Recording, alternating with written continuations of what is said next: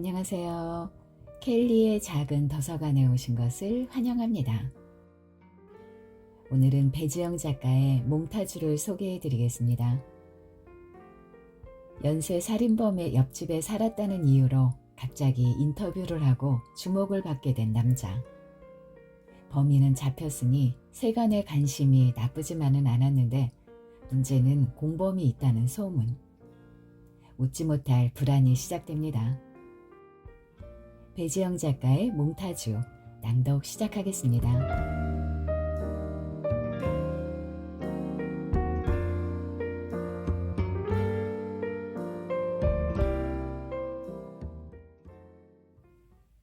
(501호) 문이 열렸다가 닫히는 소리가 들렸다.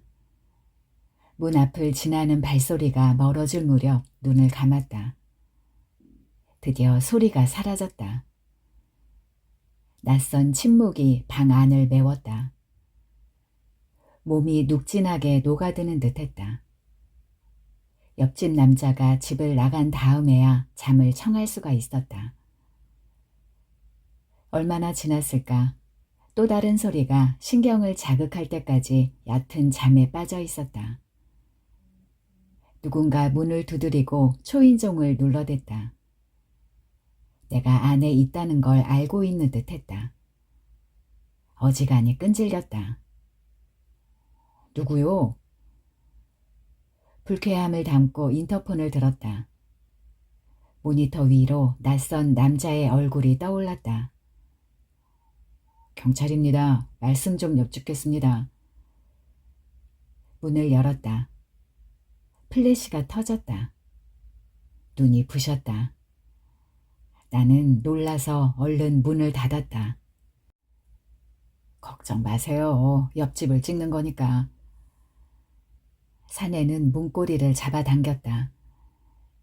자신을 경찰이라고 밝힌 사내는 그러나 제복을 입지도 않았고 내게 자신의 신분증을 보여주지도 않았다. 옆집 남자 알고 계시죠? 빨간불이 켜진 카메라의 렌즈가 나를 향하고 있었다. 잠깐만요. 이게 무슨 짓이죠? 범죄자라도 되는 양 나는 손으로 얼굴을 가렸다. 경찰은 뒤를 돌아보더니 손짓했다. 사진을 찍던 사람이 카메라를 내렸다. 잠시 이쪽으로 나와 주시겠습니까? 나는 슬리퍼를 신으면서 현관앞 신발장 위에 붙어있는 거울을 보았다. 손가락으로 머리를 대충 쓸어내렸다. 자다 깬 얼굴치고 그리 흉한 몰골은 아니었다. 경찰이란 작자의 뒤를 따랐다. 501호 문은 활짝 열려 있었다. 흰색 가운을 입은 남자와 여자가 입구에 쳐놓은 노란색 폴리스 라인을 넘어다녔다. 카메라가 연신 플래시를 터뜨렸다. 제복을 입은 3명의 남자가 사람들이 가까이 오지 못하도록 막아섰다. 구경하는 이들 대부분은 오피스텔 주민인 듯했다. 그들 가운데 긴 생머리의 사측 여자도 있었다. 엘리베이터 앞에서 통화하는 내용을 들은 바로 그녀는 홈쇼핑 텔레마케터인 듯했다. 최근 2조를 맡으면서 그녀와 자주 부딪히는 걸로 봐서 그녀도 야간조인 듯 싶었다. 20대 후반쯤 되어 보이는 그녀는 화장을 거의 하지 않았고 자주 미간에 주름을 만들었다. 그녀는 볼보 1589와 비슷한 인상이었다. 볼보 1589는 의상실 사장인데 에스프레소를 마시기 위해 오전 10시 무렵이면 호텔을 찾았다. M조에 있을 때 볼보 1589는 내 담당이었다. 그녀의 독특한 주차 습관을 포착하는 사람은 나밖에 없었다. 그녀는 늘 멀찌감치 차를 세워놓고 걸어오곤 했는데 입구에 도착하기 전에 달려가 키를 받지 않으면 불같이 화를 내곤 했다. 경찰은 복도 중간에 있는 비상구를 턱으로 가리켰다. 저리로 가실까요? 그는 키에 비해 다소 큰 보폭으로 앞서 걸었다. 그가 비상구 철제문을 열려고 할 때 문이 먼저 열렸다. 경찰은 뒤로 물러섰다. 초라한 차림의 한 사내가 문을 열고 나왔다. 그는 어깨를 잔뜩 구부린 채 두리번거렸다. 그 역시 501호를 구경하러 온 오피스텔 사람인 듯했다. 낯은 익었지만 어디서 봤는지 기억나지 않았다. 스쳐 지나가는 그의 몸에서 은단 냄새가 풍겼다. 나는 사내를 돌아봤다. 사내는 501호 주변에 서 있는 무리를 향해 천천히 걸어갔다. 오피스텔 주민이 아닐지도 몰랐다. 경찰은 비상구 앞에 있는 풀다운 형식의 창문을 열었다. 그는 담배를 꺼내 입에 물더니 내게도 권했다. 여긴 금연구역인데요. 나는 그가 건네는 담배를 물리쳤다. 경찰은 피식 웃으며 자기 담배에 불을 붙였다. 키가 작고 어깨도 좁아 더 말라 보였지만 얼굴은 강단 있어 보였다. 쏘는 듯한 얇은 눈매는 나이를 가늠하기 힘들게 했다. 그의 얼굴을 응시하다가 나도 모르게 잠시 눈을 감았다 떴다. 501호 남자 말이요. 평소엔 어땠소? 반말과 존대의 경계를 교묘하게 넘나드는 말투였다. 나는 침을 얕게 삼켰다. 501호는 희미한 인상의 남자였다. 가장 외우기 힘든 인상착이라고나 할까. 분위기도 키도 얼굴도 행색도 그저 그런 느낌의 사람. 옆집 남자에게 무슨 일이라도. 경찰은 느긋하게 담배 연기를 뿜어냈다. 나는 기침을 했다. 사내는 눈을 가늘게 뜨며 나의 얼굴을 뜯어보듯 살폈다. 뉴스는 보시죠? 경찰은 눈빛만으로도 상대를 제압할 듯 싶었다. 나도 모르게 주눅이 들었다. 그렇죠. 매일 보진 못해도. 사람들을 죽였지. 지금 은행에서 잡혔소. 참으로 이상스럽게도 그의 말이 충격적으로 다가오지 않았다. 어쩐지. 내가 말했다. 경찰의 눈에선 순간 빛이 나타났다 사라졌다. 그는 검지로 담뱃재를 털고 윗입술을 비죽거리며 물었다. 왜요? 수상한 점이라도 있었소? 뭐 특별히 그런 건 아니지만 제 개인적인 상황 때문이에요. 언제 왔는지 단발머리 여자가 늘어난 내 옷 목덜미에 핀 마이크를 집게처럼 꽂았다. 마이크의 줄 끝에는 검정 소형 녹음기가 매달려 있었다. 이게 뭐죠? 주변인들 진술 자료를 모아야 하거든요. 그나저나 무슨 개인적인 상황이라는 거요? 그는 웃음기를 거두고 진지한 표정으로 물었다. 곧이어 콩할 만한 점들이 얼굴에 드문드문 박힌 남자와 카메라를 든 쑥색 점퍼를 입은 남자가 다가왔다. 저를 찍으시는 건가요? 범인은 잡혔고 선생께서 옆집에 사셨으니 인터뷰 좀 부탁드렸으면 해서요. 얼굴에 점이 난 남자는 당연한 걸 왜 묻느냐는 듯 심드렁하게 대꾸했다. 제 인터뷰가 왜 필요하죠? 시간 좀 내주세요. 다른 분들도 다 했는걸요. 머뭇거리자 내 옷에 마이크를 꽂은 단발머리 여자가 생글거리며 말했다. 구체적으로 어떻다는 건가요? 경찰이 재우쳐 물었다. 한두 사람 모여들기 시작했다. 2대의 카메라가 나를 향하고 있었다. 기자들은 손바닥만한 수첩을 들고 내 얼굴을 뚫어져라 쳐다봤다. 구경하는 사람도 여럿 됐다. 아까 나를 스쳐 지나갔던 사내도 카메라 기자 뒤에서 기웃거리고 있었다. 그들의 까만 눈동자를 보고 있자니 무슨 말이라도 하지 않으면 안 될 것 같았다. 하지만 할 말은 실로 보잘것없었다. 최근엔 샤워를 자주 하는 것 같아서요. 나는 목을 긁었다. 목에 난 뾰루지를 건드려 따가웠다.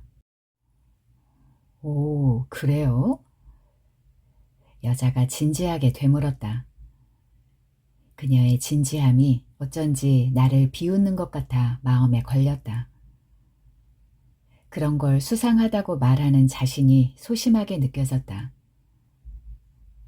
하수구가 다 이어져 있어서 말이죠. 화장실 물 내리는 소리도 옆집에선 다 들리거든요. 나는 우물거리며 허둥지둥 말을 이었다. 제가 불면증이에요. 불면증이 얼마나 고통스러운지 아시죠? 몇몇 사람들이 고개를 끄덕였다. 순간 이들이 내 모든 것을 이해하고 있는 듯 했다. 불면의 밤들을 그들에게 위로받고 싶다는 생각마저 들었다. 시도 때도 없이 청소기를 돌리지 않나 하루에도 몇 번이나 양치질을 해댔고요. 결벽증이라도 걸렸는지 샤워도 자주 하는 것 같았어요. 그거 전기톱으로 시체를 절단하느라 그랬을 거요. 경찰은 지극히 평범하고 사무적인 어조로 잘라 말했다. 순간 머리가 아뜩해졌다. 전기톱? 절단이요? 경찰은 고작 이 정도로 놀래선 안 된다는 듯 입술을 비죽거렸다. 혹시 옆집을 가보셨거나 들여다보신 적은 없으신가요? 그러고 보니 끔찍한 순간이 떠올랐다. 왜 처음부터 이게 생각나지 않았을까? 있어요. 한 번은 몇 시간째 물소리가 들리는 거예요. 다른 사람들한텐 그게 거슬리지 않을 수 있었겠지만 전 잠들 수 없었죠. 문득 물을 틀어놓고 외출한 것일 수도 있겠다는 생각이 들었거든요. 확인이라도 할 겸 옆집에 가봤죠. 모두들 숨을 죽이고 나의 말에 집중하고 있었다. 그들의 몰두에 차츰 기분이 좋아졌다. 사실 나 역시 501호 남자처럼 희미한 인상의 사람이었다.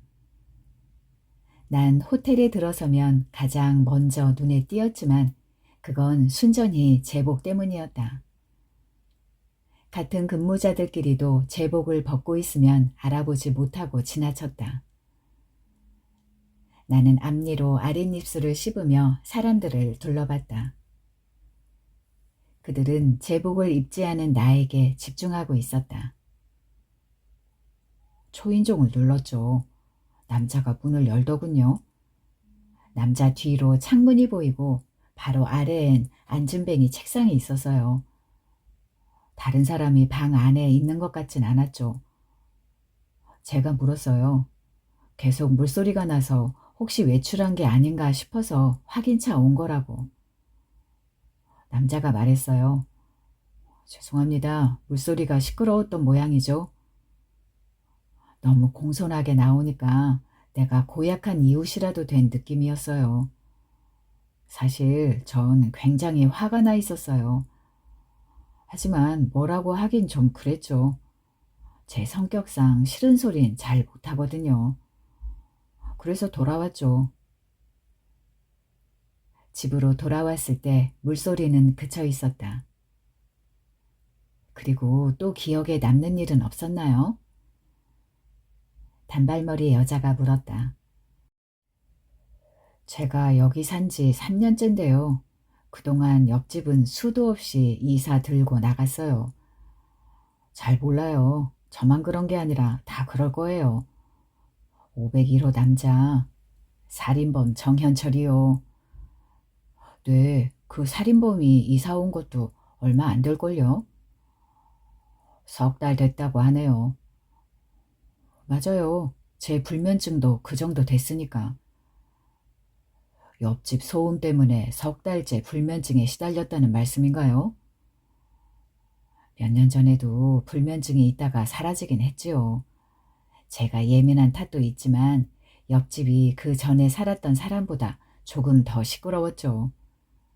그래서 신경 쓰였던 건데 어쨌든 불면증이 다시 시작된 건 석 달쯤 됐어요.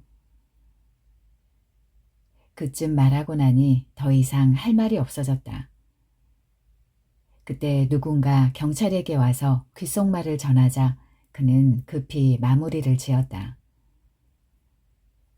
경찰이 가자 이번엔 기자들이 비슷한 질문을 시작했고 나는 별로 다를 바 없는 말을 몇 번이나 반복했다. 그러다 보니 어떤 말은 조금 더 보태어지기도 했고 어떤 부분은 생략되기도 했다. 사실 옆집 남자에 대해 알고 있는 건 거의 없었다. 그런데도 기자들의 이 질문 저 질문에 답하다 보니 실타래 풀리듯 이어져 나왔다. 평일 낮 출입구로 이어지는 복도에서 담배를 피우고 집으로 들어가는 그의 모습이 그에 대한 최초의 기억이었다. 복도에서 담배를 피우지 말아야 하는데 그가 피웠기 때문에 더 기억에 남는 것도 같았다. 복도의 흐릿한 형광등 불빛을 따라 공중에 떠있는 담배 연기를 바라보다가 501호로 들어가는 그의 뒷모습을 보았다. 정신없이 인터뷰를 마치고 다시 나의 8평 오피스텔 방 안으로 들어왔다. 잠시 비워둔 사이 방 안은 조금 달라져 있었다. 침대 위에 뭉쳐놓은 얇은 면 이불은 조금 더 나른해져 있었고 창문에 후줄근하게 걸려 옆으로 밀어놓은 낡은 커튼은 지루해 보였다. 나는 슬리퍼를 벗고 침대 위에 반듯하게 누웠다. 날벌레들이 천장 형광등 갓 속에 갇힌 채 죽어있는 걸 발견했다. 벌레들은 무수한 검은 점들이 되어 들어차 있었다. 자세히 보니 벌레들의 조그만 날개들이 바스러져 있었다. 오랜 시간 벌레들은 갓 속으로 날아들어 죽어왔던 것이다. 침전물이 가라앉듯 쌓여 있었다. 긴장을 해서 그런지 온몸 구석구석 뻐근하게 쑤셔왔다. 뜨거운 물로 샤워를 할까 하는 생각도 들었지만 이내 귀찮아졌다. 벽에 걸린 시계를 봤다. 1시 50분이다. 4시까지 가려면 늦어도 3시엔 나서야 했고 슬슬 출근 준비를 해야 했다. 하나 자꾸 늘어졌다. 살인범이 옆집에 살았다는 게 중요하지 않게 생각되기도 했다. 그는 잡혔고 모든 것은 끝났다.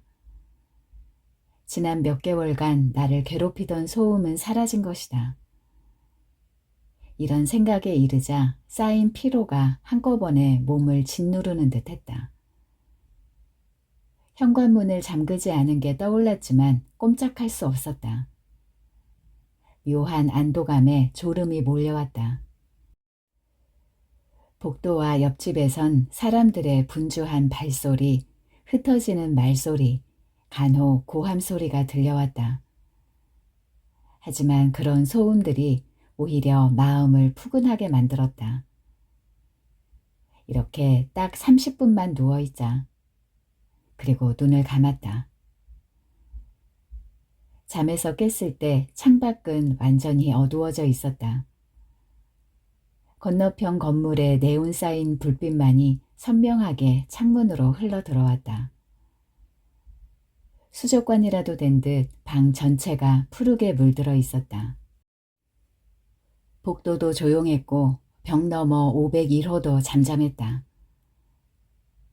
어둠 속에서 형광으로 빛나는 시계바늘과 숫자를 봤다. 11시다. 나는 화들짝 놀라 일어섰다. 휴대폰에 부재중 전화가 5통이나 들어와 있었다.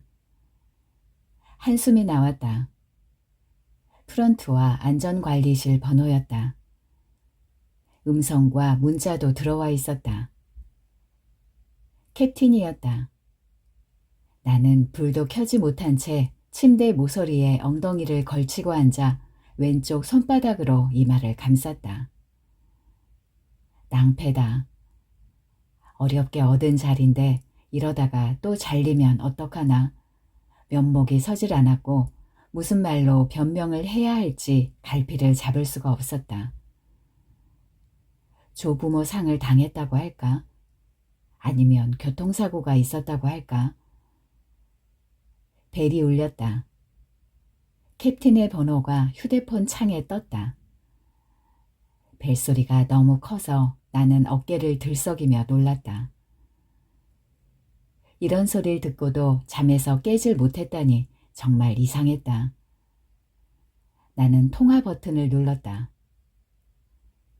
자네 어딘가? 캡틴이 대뜸 물었다. 죄송합니다. 그러니까 여기가... 뉴스에서 봤네. 경찰서인가 보지? 네? 그게 아니라 집입니다. 얼마나 끔찍했겠나. 살인마가 옆집에 살았다니. 그걸 어떻게 아셨어요? 텔레비전에서 봤네. 아무리 경황이 없어도 그렇지 전화 한 통이라도 했어야지. 어쩐지 캡틴의 목소리는 너그럽고 자애롭게 느껴졌다. 자세한 이야기는 내일 와서 해주게. 나도 궁금한 게 많으니. 캡틴은 자신이 경찰을 몇 번이나 지원했다가 떨어졌다고 했다. 처음 들어보는 얘기였다. 캡틴은 호텔에서도 그렇듯 이번 사건에도 자신이 총체적이고 주도적인 역할을 담당해야 한다고 생각하는 모양이었다. 나는 텔레비전을 켰다. 광고가 나오고 있었다. 리모컨을 여러 번 눌러 24시간 뉴스가 나오는 케이블 채널을 찾았다. 살인범 정현철이 검거되는 장면이 나왔다. 시체가 묻힌 장소를 컴퓨터 그래픽으로 보여줬다. 정현철의 오피스텔도 나왔다. 얼핏 봤던 방 안 풍경과 다르지 않았다. 깨끗하게 정리된 앉은뱅이 책상이라든가 내 오피스텔과 똑같은 위치에 있는 창이라든가 그리고 그가 그렸다는 여자의 알몸 그림과 잡다한 낙서를 써놓은 연습장도 보였다. 냉장고도 있었다. 냉장고 안은 말끔하게 정리되어 있었고 지퍼가 달린 일회용 비닐팩이 냉동고에 가지런히 들어있었다. 비닐팩엔 번호가 매겨져 있었다. 그 안엔 그가 죽인 사람들의 오른쪽 귀와 둔부에 살을 오려 넣었다고 했다. 나는 귀를 긁었다. 화장실도 나왔다. 나의 오피스텔과 똑같은 모양과 구조였지만 훨씬 더 깨끗해 보였다. 카메라는 타일 사이에 낀 검은 때와 천장의 검붉은 얼룩을 보여줬다. 피해자의 피라고 했다. 뒤이은 화면에 내가 나왔다. 당연히 모자이크 처리가 될 거라 생각했는데 얼굴이 그대로 나왔다.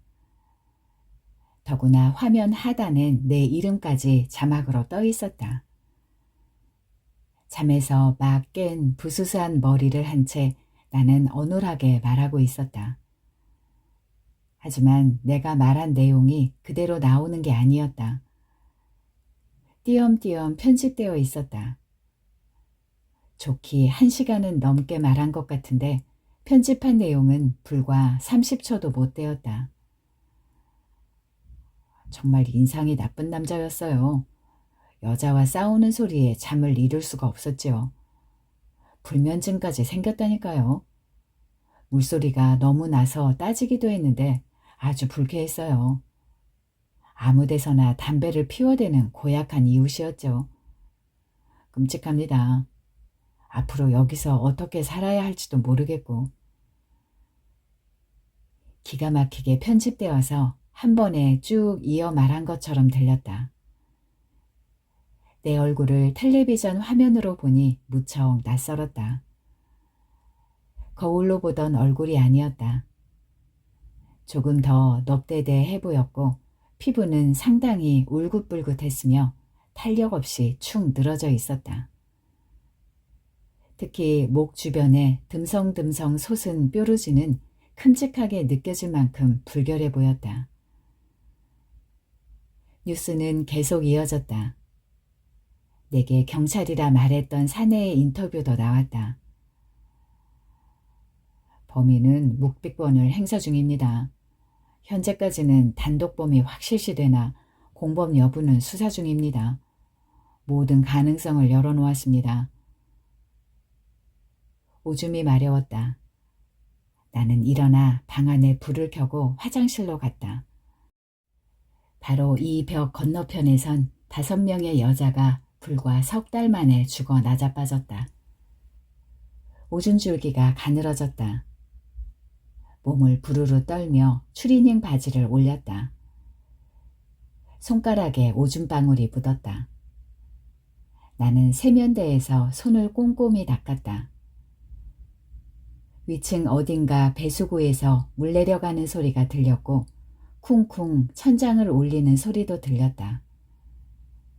거울 옆 귀퉁이가 벗겨져 있는 걸 보면서 수도꼭지를 잠갔다.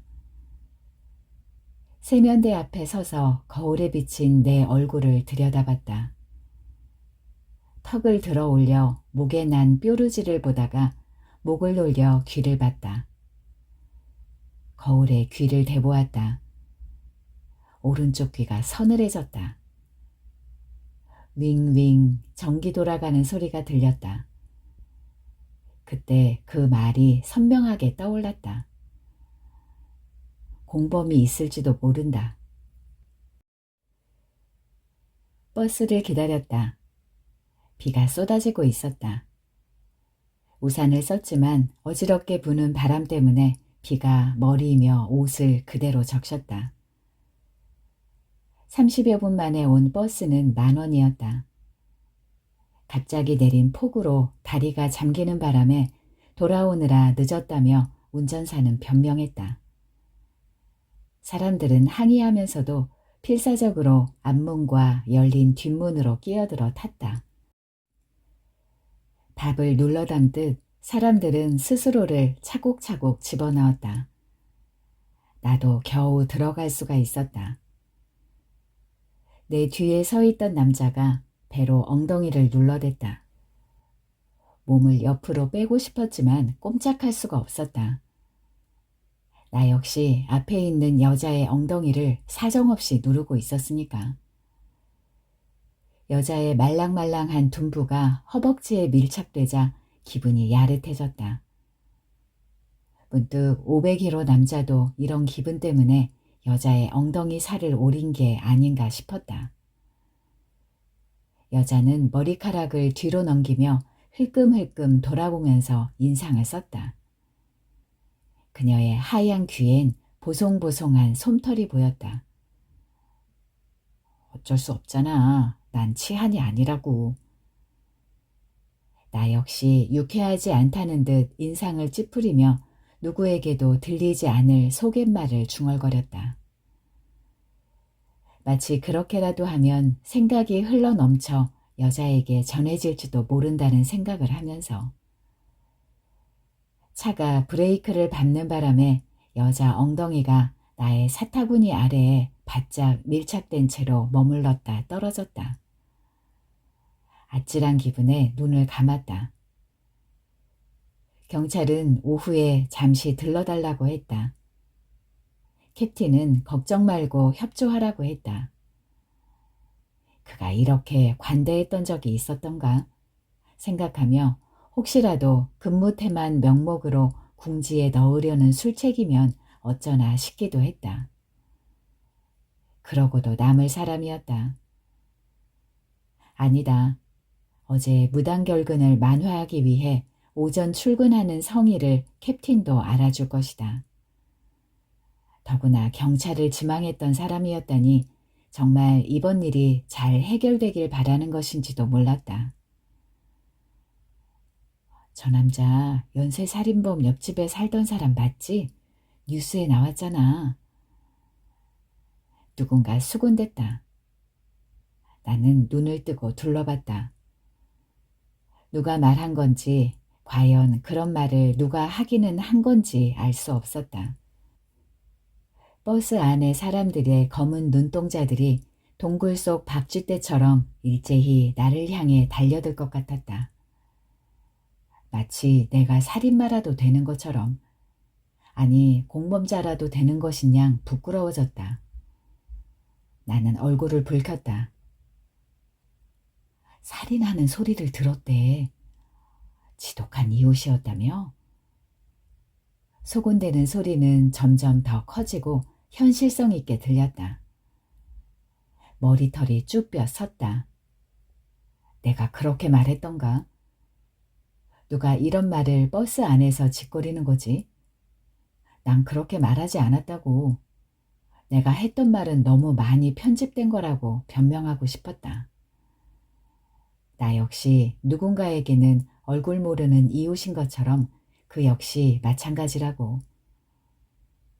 누군가 나에 대해 말한다 해도 그 이상도 그 이하도 아닐 거라고 말하고 싶었다. 그때 새로운 기억 하나가 떠올랐다.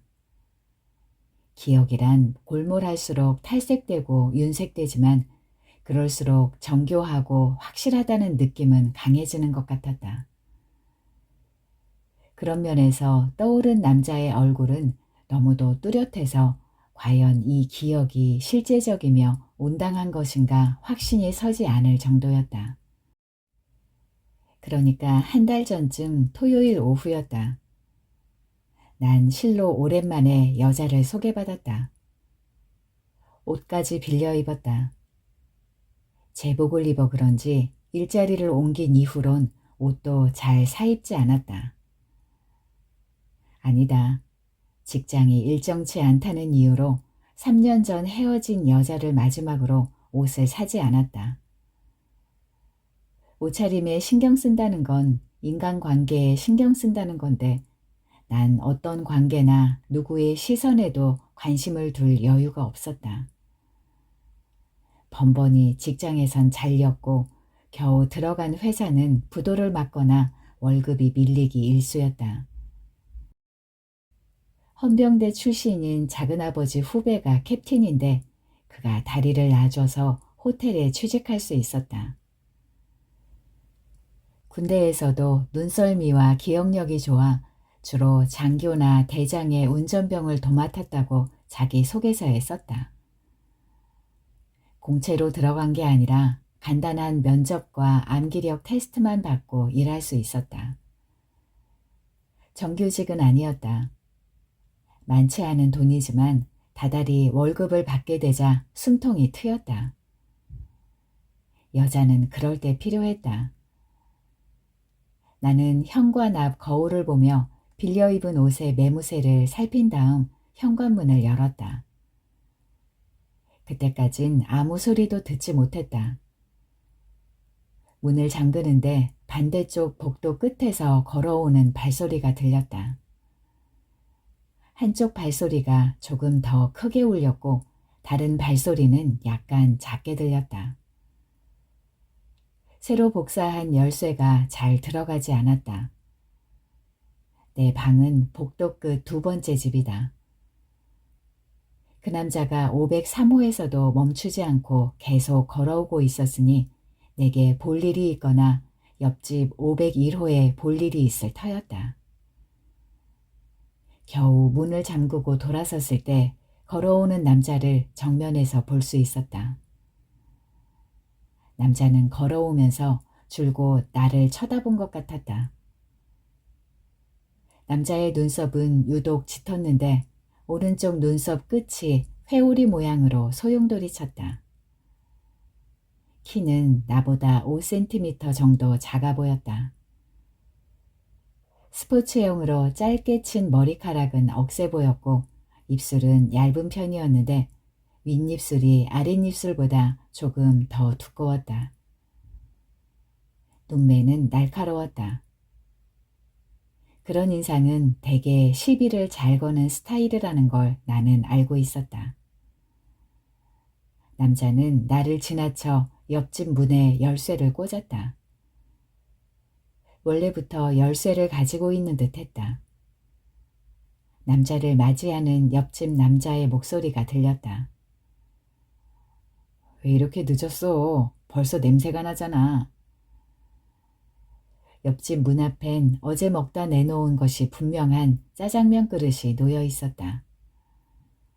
아무것도 덮어놓지 않아 그릇에선 들큼한 냄새가 올라왔다.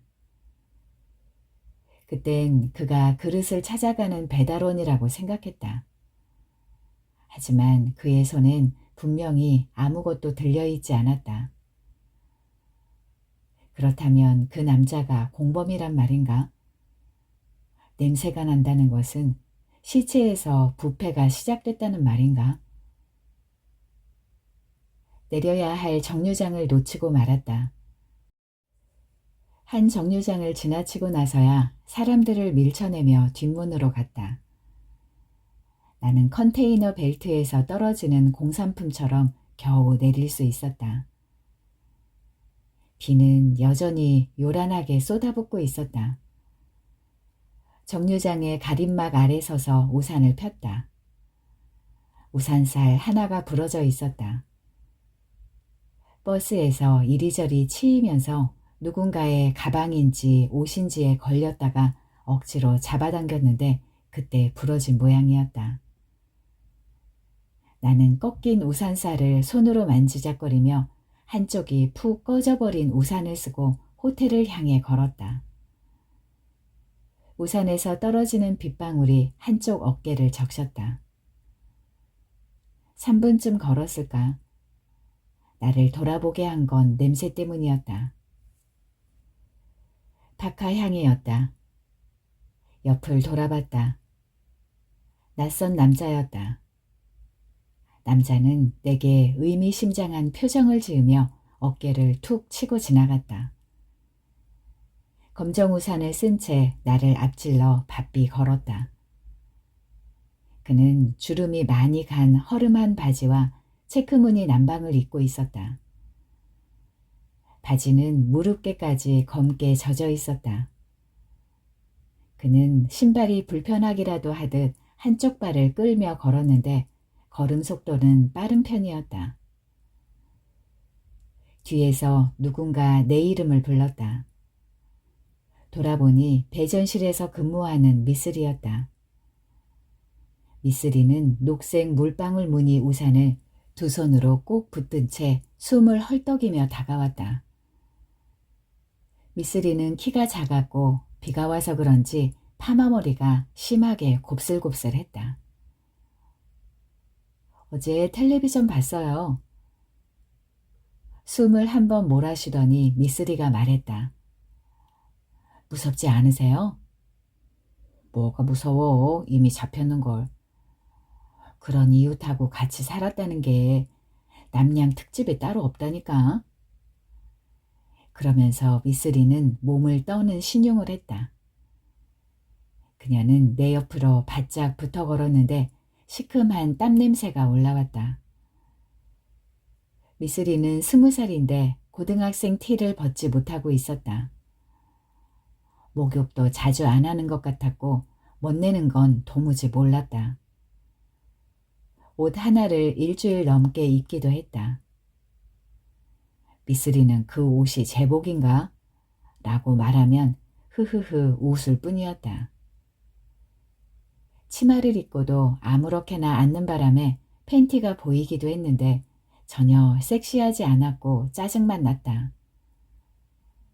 얼마 전엔 성숙하게 보여야 한다며 머리를 볶았는데 그게 또 전혀 어울리지 않았다. 게다가 파마가 쉽게 풀리면 안 된다며 며칠째 머리를 감지 않고 있었다. 아까 같이 가던 분 누구세요? 누구? 내 어깨를 슬며시 치고 갔던 남자의 모습은 이미 보이지 않았다. 모르겠는데? 누굴 말하는 거야? 나 혼자 왔는데? 이상하다. 버스 정류장에서부터 김주임님 보고 줄고 따라왔거든요. 저 앞으로 가셨잖아요. 한 아저씨가 주임님이랑 한참 같이 가는 것 같아서 두 분이 이야기하고 있는 줄 알았어요. 그래? 모르겠어, 전혀. 아무튼 그런 역사적인 현장에 계셨다니 정말 자랑스러워요. 친구들한테도 막 자랑했거든요. 그녀는 히히 웃었다. 자랑스러울 것도 참 많다 라고 퉁을 주려 했지만 머릿속을 떠나지 않았던 그 얼굴 때문에 난 갑자기 걸음을 멈췄다. 미쓰리는 멍청하고 순한 눈길로 나를 올려다봤다.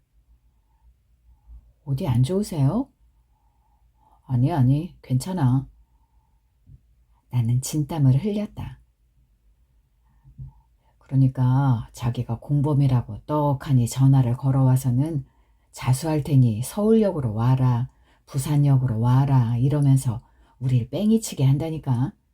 똥개 훈련시키는 것도 아니고. 자신을 강력부 형사라고 소개한 사내가 윽박지르듯 투덜거렸다. 그렇다면 공범이 있다는 건가요? 나는 이마에 흘러내리는 머리카락을 쓸어올리는 척하며 땀을 닦았다. 아직 확실한 건 없어요. 혹시 거기 드나들었던 남자 본 적이 있나요? 한번 잘 생각해 보세요. 실은 오늘 아침에야 생각난 건데 말이에요. 나는 한 달 전 옆집을 방문했던 남자에 대해 설명했다. 그 사람이 현재로선 가장 유력하겠군요. 근데 그 얼굴이 오늘 아침에 갑자기 기억났다고요? 강력부 형사가 나를 노려봤다. 나는 어쩔 줄 몰랐다. 마치 그의 의심을 받는 것 같았고 어처구니 없게도 난 혐의에서 벗어나고만 싶어졌다. 제가 명색이 도어맨인데 다른 건 몰라도 한 번 본 얼굴은 절대 잊질 않아요. 제가 외우는 차량 번호만 해도 300개가 넘고요. 운전기사 얼굴까지 다 구분한다고요. 거짓말은 아니었다. 하지만 그런 말까지 할 필요는 없었다. 나는 필사적으로 말했다. 더구나 그 남자가 오늘 아침엔 뒤를 쫓아왔다. 형사는 혼잣말 하듯 중얼거렸다. 다리 한쪽을 조금 절었어요. 버스에서 내려서도 한참이나 절 따라왔다고요. 공범이라면은 그렇게 접근하지 않을 텐데. 여전히 내 말에 수긍이 가지 않는다는 표정이었다. 그쯤 되니 나는 슬그머니 자신이 없어졌다. 잘못 본 것일 수도 있었다. 일단 그 남자 얼굴로 몽타주를 작성해보죠. 생각에 잠겼던 형사는 얼굴에 생기를 띠며 전화기의 스피커폰 버튼을 눌렀다. 몽타주 작성 준비하도록 해. 형사는 그렇게 말하더니 내게 잠시 앉아있으라고 했다. 그는 의자에서 일어선 채로 서랍에서 두툼한 서류 봉투를 꺼냈다. 코를 킁킁거리고 뒤적이며 몇 장의 종이를 빼내더니 책상 뒤편 문으로 나갔다. 나는 천천히 수사기의 안을 둘러봤다. 전화기마다 연신 벨이 울려댔으나 아무도 먼저 받으려 하지 않았다. 의미를 알 수 없는 암호처럼 책상 위에 놓인 무전기에선 웅얼거리는 소리들이 계속해서 울려나왔다. 공범을 보셨다고요? 30대 후반쯤 돼 보이는 남자가 내게 악수를 건넸다. 기억나시죠? 어제 말이에요. CBS 노컷뉴스의 최형우 기자입니다. 그러고 보니 그의 얼굴에 난 점들이 화들짝 일어나는 것 같았다. 공범을 본 거라고 확신할 수는 없지만요. 옆집을 방문했던 남자 얼굴 기억이 나서 혹시 도움이 될까 해서요. 그렇군요. 좀 더 자세하게 말씀해 주실 수 있으세요? 그는 연신 눈동자를 굴리며 내게 물었다. 나는 오늘 아침 버스에서 내려 그를 만났더란 얘기는 하지 않았다. 정확한 게 아니란 생각이 들어서다. 내 이야기는 금방 끝났다. 형사가 가까이 오자 기자는 자리에서 일어섰다. 정 형사, 잘하면 건수 하나 잡겠는걸? 게다가 눈썰미 좋으신 도어맨이시니. 나와 형사를 번갈아 보며 그는 눈을 찡긋했다. 형사는 인상을 찌푸렸다. 나는 나의 오른쪽 귓볼을 잡아당겼다. 이리로 오시죠. 정 형사는 내 팔을 잡아 끌었다. 나는 그를 따라 복잡한 사무실의 미로 같은 책상 사이를 걸어 구석에 있는 파티션 뒤로 돌아갔다. 거기는 서너 평 되는 공간에 컴퓨터 2대가 있을 뿐이었다.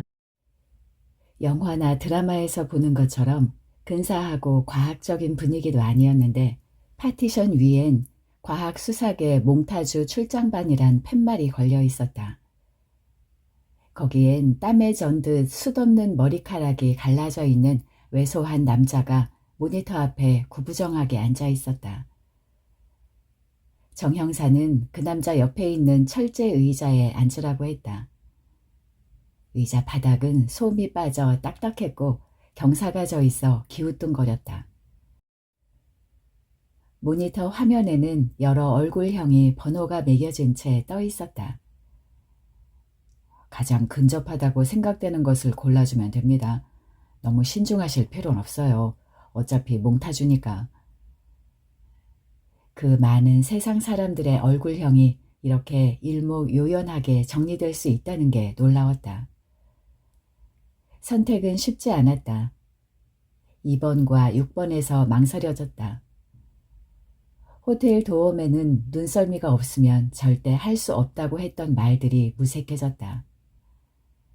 눈은 그런대로 쉬웠지만 눈썹이나 인매를 선택하는 것은 어려웠다. 눈썹이 달라질 때마다 인상은 완전히 달라졌다. 눈썹의 소용돌이가 어디쯤 있었는지 기억나지 않았다. 자꾸 확신이 없어졌다. 귀는 귀대로 골랐다. 과연 이렇게 만든 몽타주가 도움이 될지 모르겠다는 생각이 들었다. 급기야 과연 그런 사람을 만나기는 한 건지조차 몽롱해졌다. 그거요. 아니, 죄송해요. 그게 아니라 이거 같아요. 몇 번의 선택과 세밀한 수정 작업을 거쳐 그는 수상한 얼굴을 화면에 띄워놓았다. 확실히 수상해 보였고 살인마의 공범이 확실할 듯한 얼굴이었다. 하지만 내가 본 사내의 얼굴은 아니었다. 어떤가요? 남자는 의기양양한 얼굴로 나를 돌아봤다. 그를 꽤 오랫동안 고생시켰기 때문에 열렬히 동의하고 기뻐해줘야 할 것 같았다. 그러고도 싶었다. 이상하네요. 눈, 코, 입은 맞는데 이 얼굴이 아니에요. 나는 의자에 비죽 나온 누런 솜을 손으로 뜯으며 대답했다. 그래요?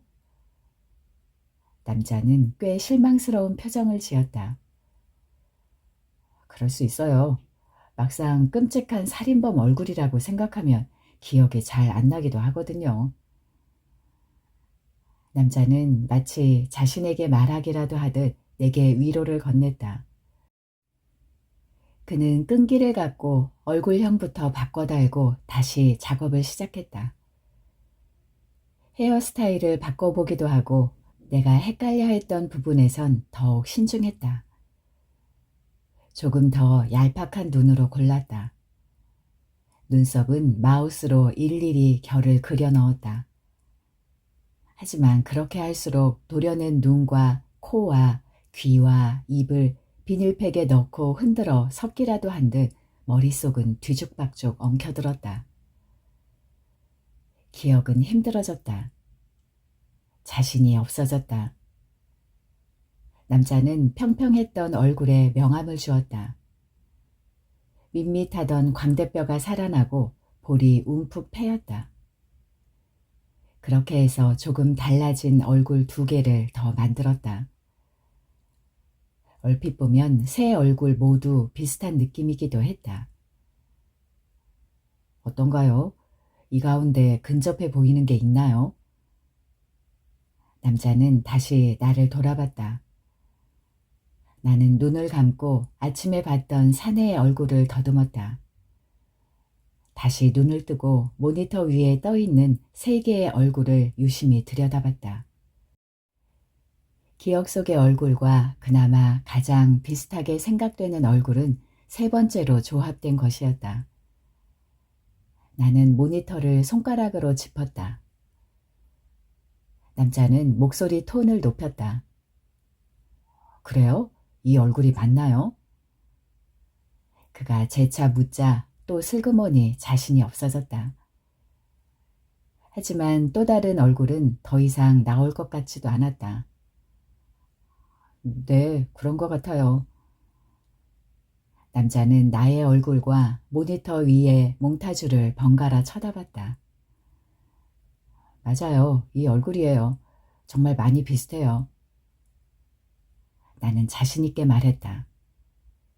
그렇게 말하고 나니 불안한 마음이 가셨다.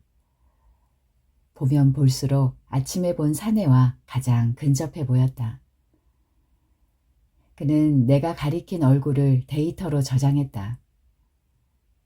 남자는 피곤한지 주먹을 쥔 채 눈자 위를 꾹꾹 눌렀다. 많이 피곤하신가 봐요. 나는 그의 눈치를 살피며 물었다.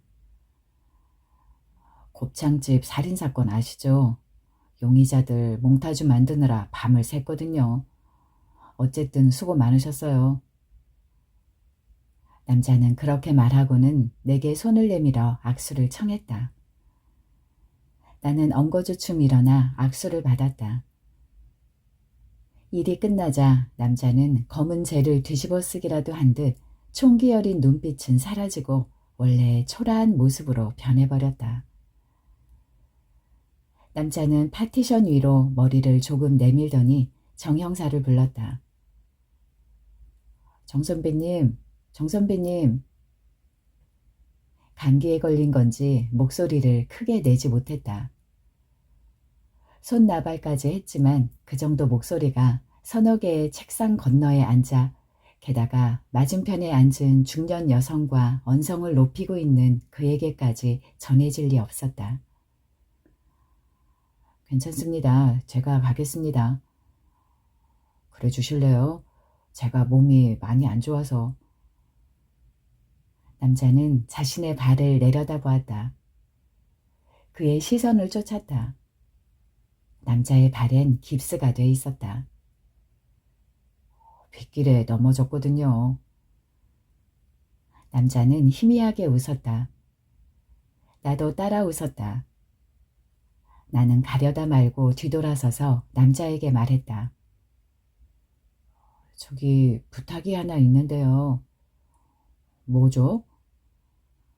그는 미리부터 난처하다는 듯 곤란한 표정을 지었다.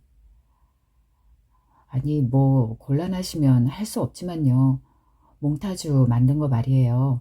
기념으로 한 장만 출력해 주시면 안 될까요? 그러자 그는 모든 의욕이 가신 환한 얼굴이 됐다. 어차피 곧 나올 텐데 신기하기도 하고 기념이 될까 해서요. 알았어요. 자신의 일에 긍지를 갖는 사람의 표정을 지으며 그는 출력 버튼을 눌렀다. 그러나 인쇄기에 종이가 들어있지 않았다. 그는 책상 옆에 세워놓았던 목발을 짚고는 캐비넷을 열었다. 도와주실래요? 나는 남자를 도와 캐비넷에서 상자 하나를 끌어낸 후 포장을 풀었다. 남자는 종이를 꺼내 인쇄기 안에 집어넣었다. 번거롭게 해드려 죄송합니다. 나의 말에 그는 무표정한 얼굴이 되어 고개만 까딱했다. 출력 버튼을 누르자 지지직 소리를 내며 몽타주가 나왔다.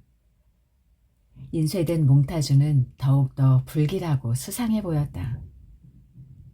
나는 인쇄된 몽타주 종이를 들고 허리를 굽혀 인사를 했다. 그제야 남자는 조금 웃었다. 나는 지저분한 책상 서너 개를 지난 다음 정 형사에게 갔다. 정 형사는 곁눈질로 나를 보고도 본체만체 하며 중년 여성과 계속 이야기를 했다. 나는 이대로 서서 기다려야 할지 아니면 그들의 대화를 중단시킨 후 인사를 하고 나와야 할지 판단이 서지 않았다. 정 형사는 1인용 소파를 가리켰다. 나는 앉았다. 시간은 계속 흐르고 있었다. 니년 거짓말을 믿으라고? 아니라니까요. 이번엔 정말이에요, 형사님.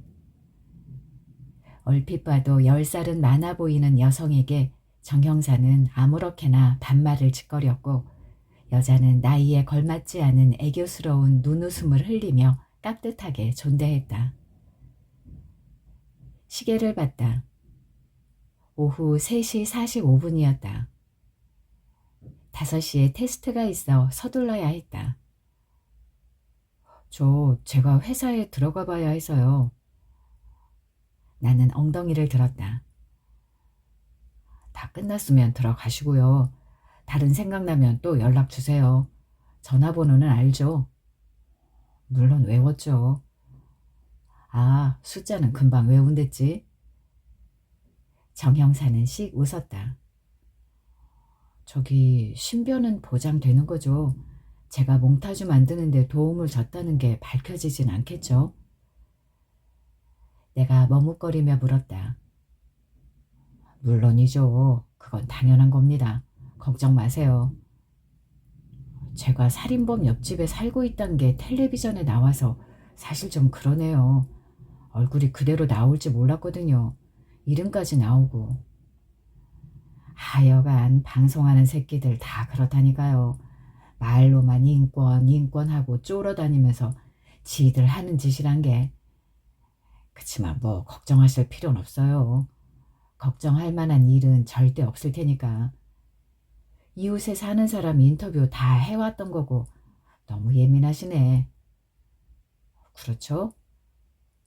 걱정 마세요. 민중의 지팡이를 믿으세요. 정 형사는 자기가 한 말이 재밌다는 듯 키득거렸다. 나는 인사를 하며 뒤로 물러났다. 수사기의 문을 나서면서 돌아봤다. 운전면허 시험장같이 넓디 넓은 사무실 안에선 음모와 범죄와 살인의 냄새가 물씬 풍겨오르는 것 같았다. 그러니까 이게 김주임님이 말해서 만들어진 몽타주라는 거예요? 이슬이가 코를 훌쩍거리며 말했다. 이슬이는 비염이 있었다. 경찰서에서 가져온 몽타주를 앞에 놓고 미쓰리는 신기한 듯 내려다보았다. 그렇다니까. 몇 장 더 복사해도 돼요? 어차피 내일이면 몽타주가 다 깔릴 거래. 그래도요. 미쓰리는 몽타주를 복사기로 가져가서 5장이나 더 복사했다. 우린 먼저 붙여놓자고요. 약간 검게 복사된 몽타주 속의 인물은 얼핏 보기만 해도 불길하게 느껴졌다. 컴퓨터 화면에 있던 얼굴과는 아주 많이 달라 보였고 인쇄본과 복사본이 또 다르게 느껴졌다. 여기다 사인 좀 해줘요. 사인? 제 주변에 텔레비전 나온 사람은 김주임님이 처음이거든요. 여기다요. 미쓰리는 몽타주 종이 위쪽 여백을 손가락으로 짚었다. 나는 조그맣게 내 이름 석자를 써놓았다. 에이, 사인 좀 만드세요. 후지게 이게 뭐예요. 글씨도 안 이쁘고. 그러고 보니 몽타주 위에 쓴 석자의 글자가 초라해 보였다. 미쓰리는 내 사인이 들어간 몽타주를 책상 구석에 밀쳐두었다. 머쓱한 기분이 들었다. 근데 공범이 김주인님한테 보복하진 않겠죠? 보복? 나쁘게 말씀하셨잖아요. 내가 뭘? 인터뷰 말이에요. 나쁘게 말씀하셨어요. 고약한 이웃이라고. 이유도 없이 살인하는 사람인데 또 모르잖아요. 더구나 몽타주도 만들고. 내가 협조했던 건 아무도 몰라. 그럴까요? 뒷말을 길게 빼며 미쓰리가 말했다. 그녀는 자리에서 일어나더니 에어컨을 켰다.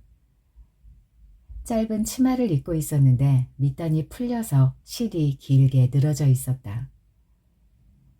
에어컨 앞에서 티셔츠의 목덜미를 잡아당기며 펄럭였다.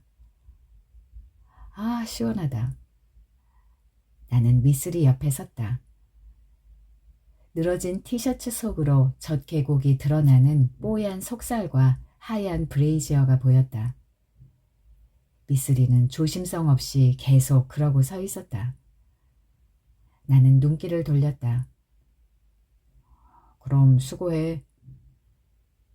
미쓰리는 고개를 끄덕이지도 않는다. 나는 문을 닫고 텅 빈 복도를 걸었다. 발소리가 울렸다. 또 한 남자가 떠올랐다. 얼굴이 아니라 그의 뒷모습이 떠올랐다고 해야 옳았다. 오피스텔 비상구 문을 열고 나왔던 남자. 인터뷰를 하고 있을 때 기웃거렸던 남자. 그에게서 은단 냄새가 났다. 생각해보니 아침에 맡은 박하향과도 비슷한 것 같았다. 같은 오피스텔 주민이었을 것이다. 비상구 계단을 이용했으니까. 아니다. 오피스텔에서 한 번도 본 적이 없었다. 어쨌든 그 남자의 얼굴은 모호했다.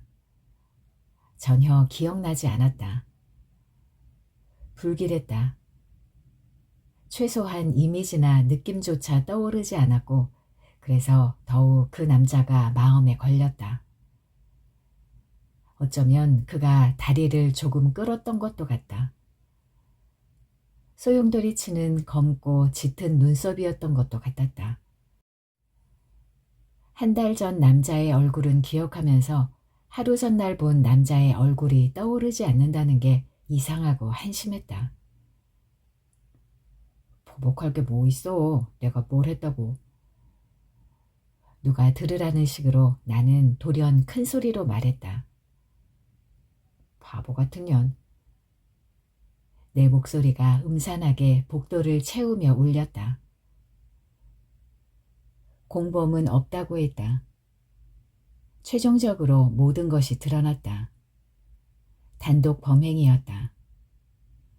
자신이 공범이라고 경찰에 전화를 걸어왔던 남자는 노숙자였으며 장난 전화임이 23시간 만에 밝혀졌다. 3시간 넘게 만든 몽타주는 세상에 나와보지도 못한 채 쓸모없는 것이 되고 말았다. 집으로 돌아왔다. 불을 켜지 않은 채 침대 위에 누웠다. 심장에 쿵쿵거리는 소리가 고막을 울렸다. 베개를 평평하게 고르고 다시 누웠다. 건너편 간판이 꺼져 있었다. 나는 자리에서 일어나 형광등을 켰다. 방이 환해졌고 갓 안에 갇혀 죽은 날벌레들도 확연히 눈에 들어왔다. 공범은 없다. 그런데 왜 불안한 마음이 드는지 몰랐다. 나는 몽타주가 인쇄된 종이를 두 손으로 들어 올려보았다. 보면 볼수록 그림 속 남자 얼굴과 인상이 선명해지는 것 같았다. 남자의 목소리도 기억해낼 수 있을 것 같았다. 옆집은 조용했다. 침묵 가운데 째깍거리는 시계 초침 소리가 유난히 더 크게 들렸다. 나는 시계의 건전지를 빼냈다. 천장의 형광등에서 웅웅거리는 소리가 들렸다. 전등 스위치를 껐다. 냉장고 소리가 저렇게 컸던가. 도저히 참을 수 없어진 나는 냉장고에 플러그도 뽑았다. 음식 따윈 버리면 그만이었고 미지근한 생수를 먹어도 상관없었다. 양변기 물 내리는 소리가 위층에선 질질 끄는 듯한 발소리가 들렸다. 눈을 감았다. 옆집은 굳게 잠겨있다. 노란 줄과 테이프로 가로막혀 있고 출입금지 팻말이 붙어있다. 아무도 없는 것이 분명한데 벽면 너머 501호에서 두렁거리는 여자의 목소리가 들리는 것 같았다. 501호 문을 열고 들어가면 방 안 가득 여자의 귀와 입술과 눈알이 둥둥 떠다니고 있을 것 같았다. 샤워기에서 물줄기 떨어지는 소리도 들리는 듯 했다. 문을 여닫는 소리가 들렸다. 전동 칫솔 돌아가는 소리도 들렸다. 누군가 잠을 자려고 옷을 입고 있는지 부스럭거리는 소리가 들렸다. 하품을 하느라 쩍 입을 여는 소리가 들렸고 텔레비전 뉴스의 앵커 목소리가 이명처럼 귓가에 울렸다. 공범은 없는 것으로 확인됐습니다. 단독 범행인 것이 밝혀졌습니다. 나머지 사체들을 발굴 중입니다. 그때 복도 저쪽 끝에서 발소리가 들려왔다. 먼 산에서 울리는 메아리처럼 처음엔 아주 아득하게 들렸다. 차츰 소리가 다가왔다. 한쪽 발을 질질 끄는 듯 소리는 불규칙했다. 두근거렸다. 나는 조심스럽게 몸을 일으켜 세우고 어둠 속에서 현관문을 조용히 응시했다. 조금씩 커지던 발소리가 문 앞에서 멈췄다. 손가락 끝이 차가워졌다. 정적이 흘렀다. 간신히 발에 힘을 주었다. 뒤꿈치를 들고 현관문까지 걸어갔다. 나는 현관문에 붙은 볼록 렌즈로 밖을 내다봤다. 아무것도 보이지 않았다. 차가운 문에 귀를 갖다 댔다. 아무 소리도 들리지 않았다. 손잡이를 잡고 있던 손바닥에 땀이 고였다. 나는 조심스럽게 현관문을 밀었다. 복도에 센서 등이 켜져 있었다. 누군가 내 현관문 앞에 서 있다가 급히 돌아간 것이 분명했다. 복도 중간에 있는 비상구 문이 닫히는 소리가 복도를 울렸다. 나는 황급히 문을 닫았다. 그러곤 걸쇠 3개를 모조리 잠갔다. 침대 위로 다시 올라가 몸을 눕혔다. 등을 구부린 후 무릎을 가슴까지 끌어당겼다. 눈을 감았으나 정신은 점점 더 또렷해졌다. 나는 침대 끄트머리로 기어가 창문을 열었다. 밖을 내려다보았다. 가로등이 깜빡거렸다. 그 아래에 서 있는 남자를 발견했다. 나는 커튼 사이로 눈만 내놓고 남자를 내려다봤다. 가로등 아래 남자는 내가 있는 오피스텔 창문을 올려다보는 것 같았다. 몇 분이나 흘렀을까? 남자는 그렇게 한참을 쳐다보더니 지하철역이 있는 도로를 향해 걷기 시작했다. 남자가 한쪽 발을 끌고 걷는지 나는 오래도록 노려봤다. 그러나 너무 느리게 걸어서 구분이 가지 않았다. 그는 아주 천천히 걸었고 자주 뒤를 돌아봤다. 나는 커튼을 내렸다. 세운 무릎 위에 두 손을 얹어놓고 앉아 어둠을 주시했다. 나는 손바닥으로 귀를 최대한 압박하여 막았다. 손가락이 머리카락을 건드릴 때마다 부스럭거리는 소리가 크게 들렸다. 나는 침대 위로 천천히 쓰러져 누웠다. 눈을 감았다. 조금 있으니 팔의 근육이 저려왔다. 그러나 귀를 막은 손바닥을 떼지 않았다.